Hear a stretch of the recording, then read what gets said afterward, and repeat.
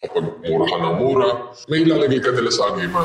Naging kasamaan din nila na nakasama sa kanila, pinapatay din nila. Tapos ilalagay nila sa agimat. Maring kamag-anak nyo, napatay nila. Nakuha nila yung kaluluwa dahil pinarumi nila. Makukuha nila yun. Delikado. Pag sinuot mo yun, maririnig mo yung boses ng mga kulang.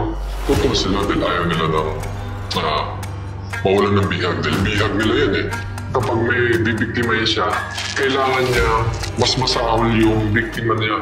Kailangan umangat siya, mas masahol yung biktima niya. Para kapag napatayin niya yun, makukuha niya yung kaluluwa. So makikita mo sila, ang tumpok-tumpok na yung agimat nila.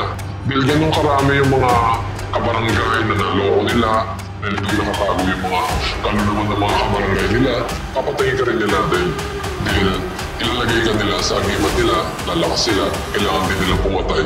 Mas madali sila makapatay at makapanakot pa ng iba.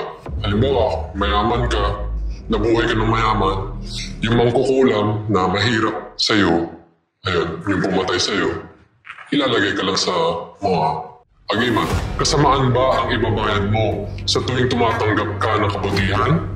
Delikado talaga yan, yung mga agimat na yan, mga anting-anting na yan.